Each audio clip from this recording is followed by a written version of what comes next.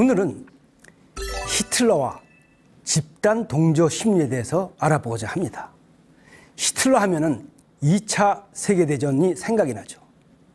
그런데 여기서 궁금한 것은 어떻게 독일 국민들은 그 히틀러의 광기에 그렇게 전폭적인 지지를 보낼 수 있었는가 하는 것입니다.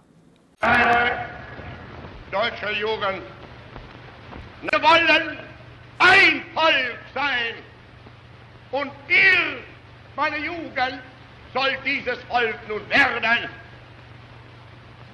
Wir wollen einst ein Reich sehen und ihr müsst euch schon dafür erziehen. Wir wollen, dass dieses Volk einst gehorsam ist und ihr müsst euch in den Gehorsam üben.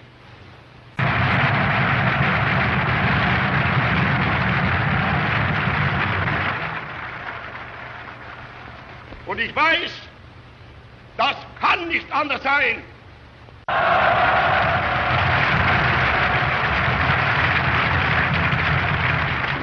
Ihr könnt nicht anders sein als mit uns verbunden.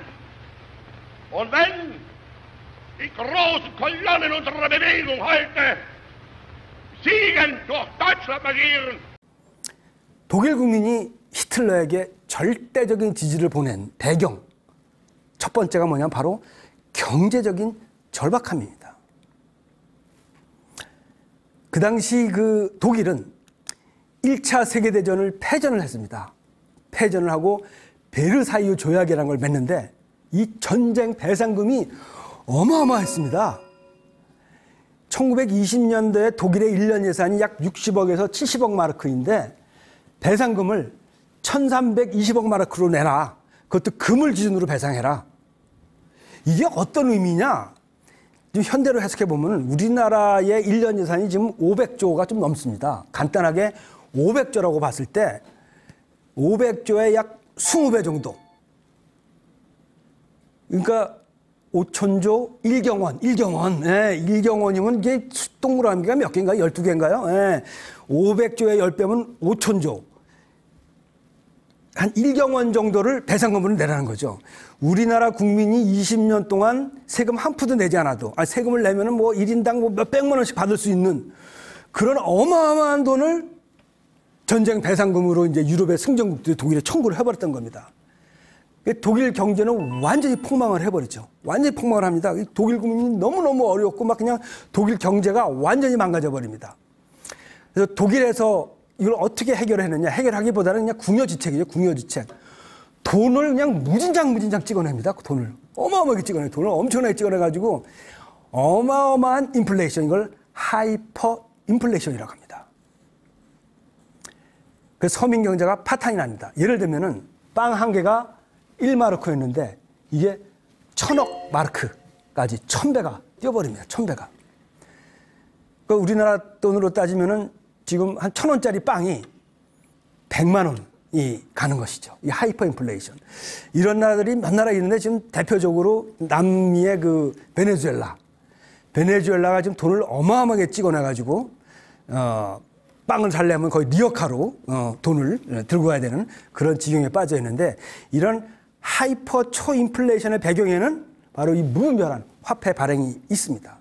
근데 독일은 이렇게라도 찍어내야 전쟁 배상금이라도 갚는 그런 지경에 있었기 때문에 이렇게 자기 나라 경제를 스스로 망쳐가면서까지 이런 일을 벌였던 것이죠.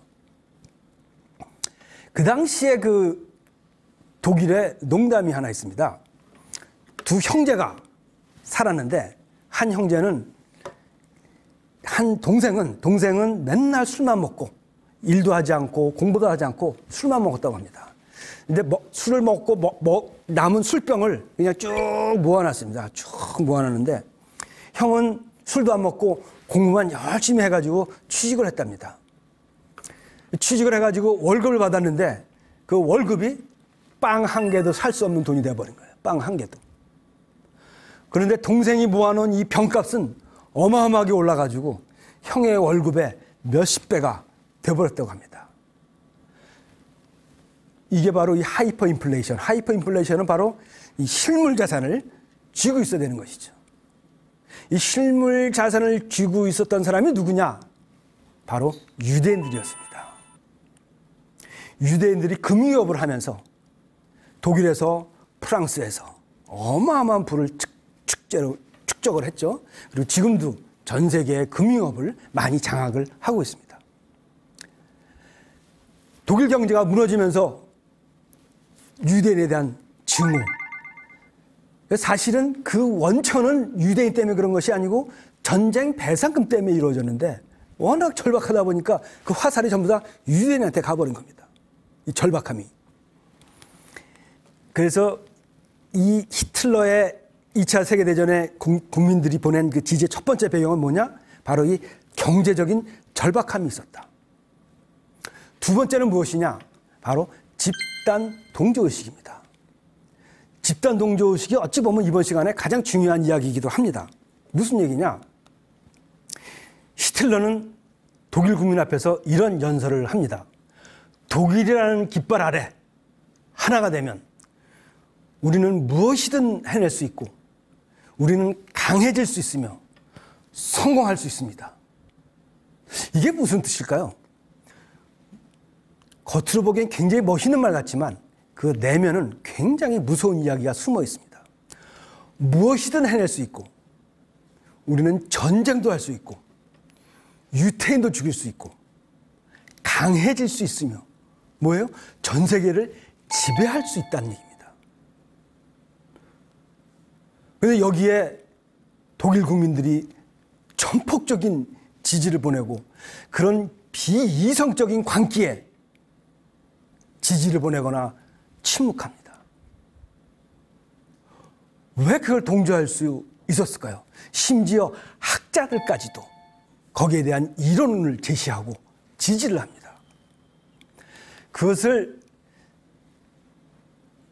그런 지지가 지금 고도로 발달된 이런 4차 산업혁명 시대에도 히틀러의 독일 같은 비이성적인 집단 지지가 이루어질까요?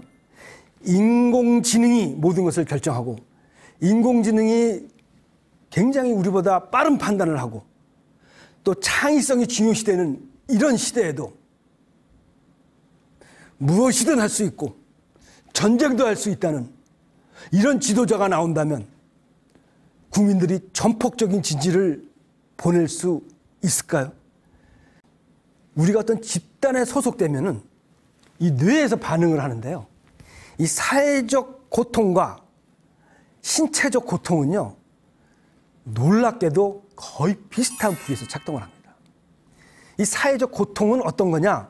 여러 가지에서 오는데 내가 어떤 집단에서 열애가 됐을 때, 요즘 말로 왕따라 그러죠.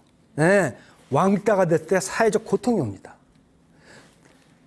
또 내가 서열에서 서열이 박탈됐을 때 그때 사회적 고통이 옵니다. 또 이 모든 사람이 똑같은 의견을 낼 때 나 혼자 다른 의견을 내야 될 때, 아까 파라는 의자에 앉은 사람의 경우죠. 그때 마음이 굉장히 불편해져요. 마음이 아마 그런 경험이 아마도 있으실 거예요. 이 마음이 굉장히 불편. 진리와는 상관없이 내가 이 사람을 쫓아가야 되나? 이게 바로 사회적 고통의 출발입니다. 놀랍게도 이 사회적 고통과 심리적 고통은 여기서 보시는 것처럼 이 뇌에서 거의 비슷한 부위에서 작동이 됩니다. 우리가 한 집단에서 열애되거나 한 집단에서 다른 의견을 제시해서 눈총을 받는 것은 과거에 우리 번식에 치명적인 영향을 주었습니다. 지난번 리더십 시간에 이런 말씀을 드렸습니다. 리차드 도키슨 씨가 이야기한 인간은 유전자 보존을 위해 맹목적으로 프로그램된 로봇 기계이다. 인간도 유전자 번식을 위해서 무의식적으로 행동을 하거나 결정을 한다는 것입니다. 그 중에 하나 중요한 게 지난번 시간에 서열을 말씀드렸다면 이번 시간은 바로 집단을 말씀드릴 수 있습니다. 나의 의지, 나의 이성이 아니라 나의 본능이 이 집단에서 벗어나지 않도록 한다는 것입니다. 그것이 과거에 우리의 번식에 유리하게 작동을 하고 바로 유전자 보존을 위해서 유리하게 작동을 했기 때문에 맹목적으로 프로그램 되었다는 것입니다. 어떻게 맹목적으로 프로그램 되었어요? 이렇게 고통을 주도록. 황당한 마케팅도 집단에 소속되면은 이게 진실이 됩니다. 왜냐하면 인간은 이 집단에 소속됐을 때 번식에 유리했던 그런 본능이 있기 때문에 그렇습니다. 아까 종교 얘기를 드렸지만 이게 사실은 과거의 독일의 이야기뿐만이 아니라 많은 기업에서 벌어지고 있는 그런 일입니다. 잘못된 리더십의 전제 조건이 두 가지입니다. 첫 번째가 절박함이 있었다. 독일 국민의 그 말도 안 되는 하이퍼 인플레이션. 그리고 그 증거를 전부 다 유태인한테 보내는 그런 굉장한 절박함. 두 번째, 독일이라는 나라의 집단. 모든 사람이 다 히틀러를 지지하고 모든 사람이 다 히틀러의 방향이 옳다고 얘기하는데 나 혼자만 아니야 라고 했을 때 그 고통이 온다는 거죠. 그랬을 때 인간은 뭐예요? 번식의 본능에서 제외되기 때문에 나도 알지 못하는 그런 무식에서 집단에 동조할 수밖에 없다는 것입니다. 저는 감히 주장을 합니다. 이제 더 이상 리더십은 인간의 이성에만 대고 이야기할 것이 아닙니다. 인간의 이성에 대고 이렇게 하자 저렇게 하자, 밝고 긍정적으로 살아라, 셀프 리더십으로 살아라, 리더십은 이런 것이다. 이것을 한번 뒤집으면 어떻게 보면 강요와 통제일 수가 있습니다. 이것이 잘 되면 셀프 리더십이지만 위에서 강요를 한다면 이것은 하드 리더십이고 인간을 집단 동조로 몰아넣는 그런 리더십이 될 것입니다. 저는 감히 주장을 합니다. 이제 훌륭한 리더가 되려면 인간의 이성도 이해해야 되겠지만 인간의 본능을 좀 더 잘 이해해야 되지 않을까요? 인간의 본능을 이해하는 집단 동조 심리, 히틀러와 여러 가지 기업의 사례로서 알아봤습니다.